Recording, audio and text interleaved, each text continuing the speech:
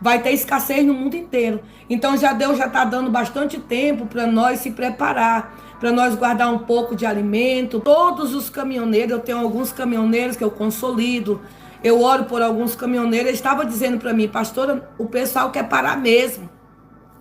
Só que daí teve algo maior que veio e parou eles, calou eles. Mas o que Deus me mostrou virá com certeza, mas nós temos só que orar e esperar o tempo de Deus. E quando esse tempo chegar, que é o tempo da escassez, porque quando eles parar, vai ter escassez no mundo inteiro. Então Deus já está dando bastante tempo para nós se preparar, para nós guardar um pouco de alimento, para nós estar ali vigiando, porque nós temos que vigiar e orar para não cair em tentação. Amém? Abra as vossas Bíblias em 2 Crônicas 7:14. Nós vamos falar hoje sobre os 4 segredos para ter um avivamento nacional.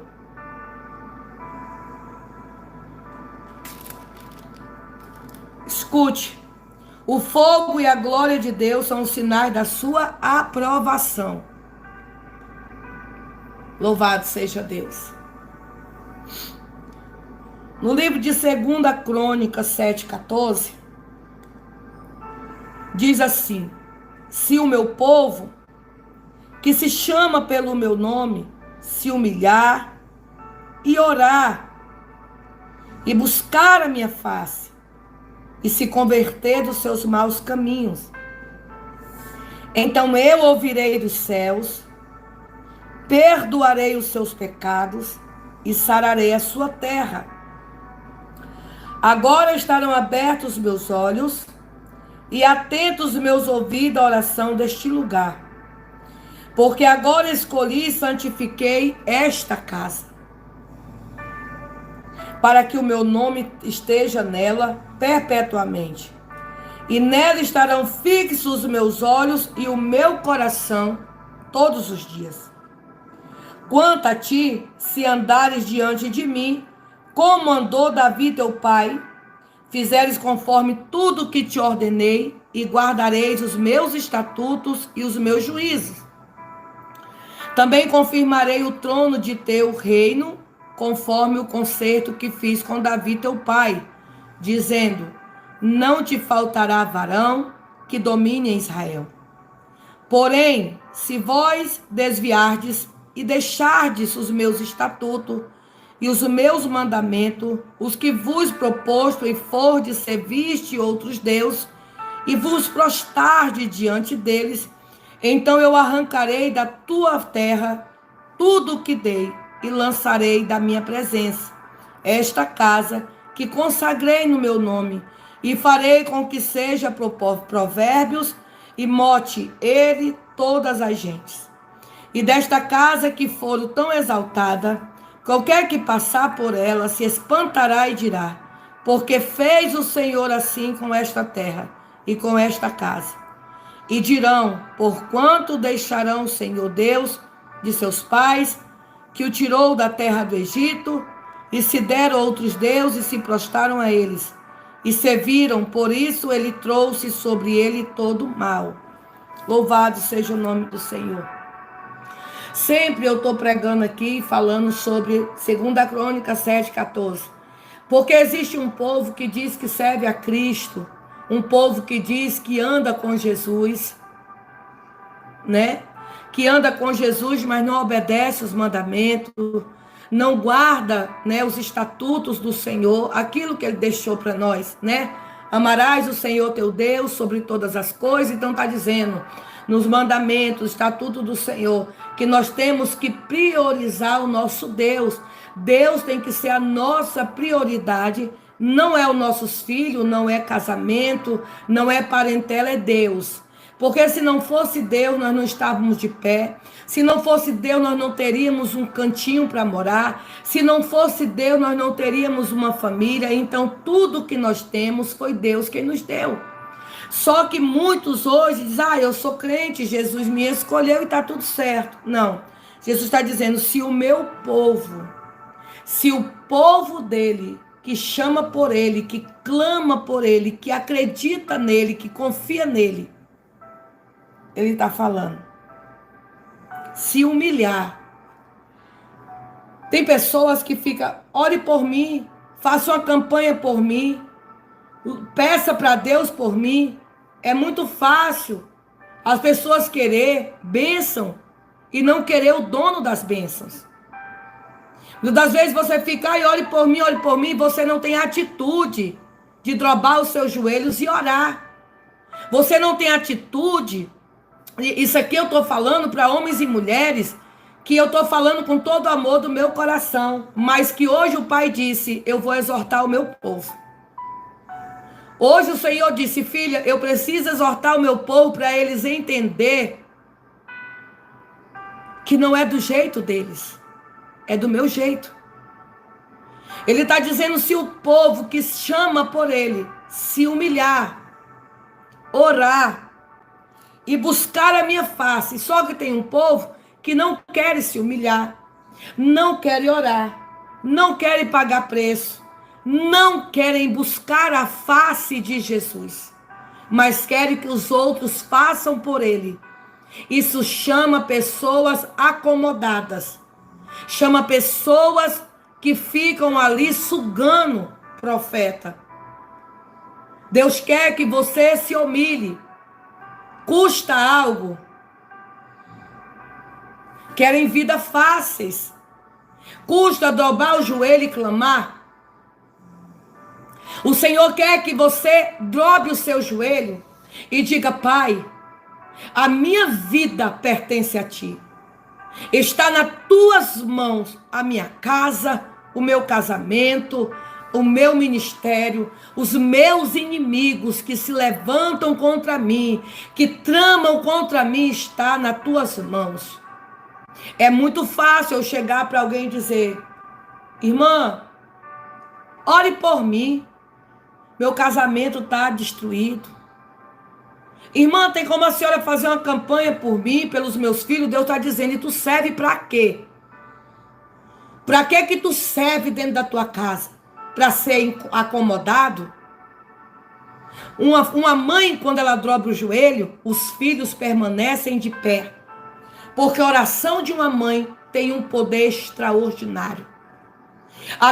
O mesmo efeito, eita Deus, de uma oração de uma mãe por um filho ou de um pai por um filho, é o mesmo efeito da oração de uma esposa pelo seu esposo, ou do esposo pela esposa.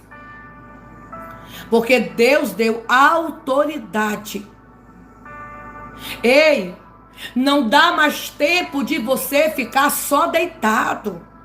Não é mais tempo de você ficar só no celular, tendo conversas paralelas e deixando as pessoas fazer por você o que você mesmo pode fazer, e por ser preguiçoso, você se acomoda em cima dos outros. O Senhor está dizendo, cadê o meu povo que chama pelo meu nome? Cadê? Cadê? Tu tens se humilhado diante da minha presença? Tu tens buscado a minha face? Tu tens colocado diante de mim o teu problema? Não, tu tens pedido para os outros fazer o que eu quero que tu faça.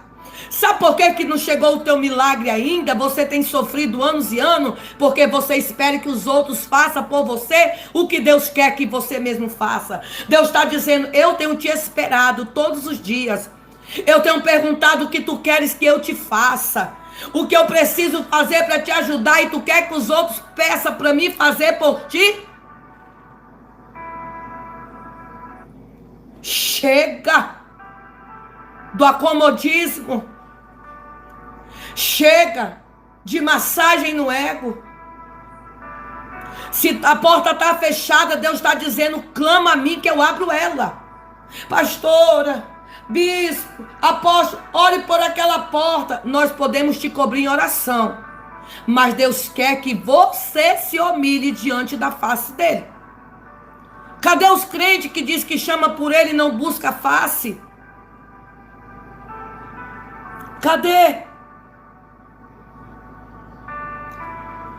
Jesus está dizendo: se o meu povo, que se chama pelo meu nome, se humilhar, orar e buscar a minha face e se converter dos seus maus caminhos, não adianta você dizer: Senhor, Senhor, eu estou aflito, necessitado, e permanece andando em lugares que não tem Deus. Permanece com amizades que não são de Deus. Por isso que você fica clamando, clamando em vão. Jesus está dizendo que nós temos que se converter dos nossos maus caminhos. Ele diz: se o meu povo se humilhar, orar e me buscar de todo o vosso coração, porque tem crente que não busca a Deus de coração, busca da boca para fora.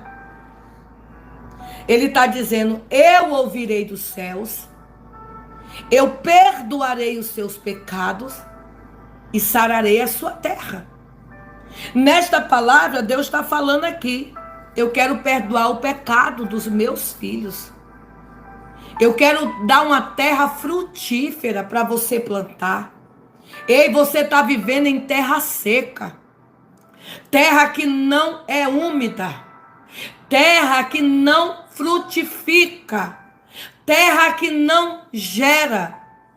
Terra que tu planta e permanece seca. Sabe por quê? Porque você não tem se humilhado para Deus agir ao teu favor. Tem coisas que é nós e Deus. Tem coisas que tem que ser no secreto. Tem coisas que nós temos que, como é que eu tenho intimidade com Deus? Quando você procura largar o homem e procura dar prioridade para Deus. Você vai gerar uma intimidade com Deus tão grande que Ele sempre vai estar ali pronto para te ouvir. Ele perdoa o nosso pecado e sara a nossa terra. Mas se nós se humilhar e se arrepender, para nós se converter dos nossos maus caminhos, é sinal que nós estamos arrependidos do nosso pecado. Não adianta ficar chamando por ele, cometendo os mesmos pecados. Não adianta querer que ele entregue bênção a você vivendo no pecado. Deus só vai te abençoar quando você renunciar ao pecado.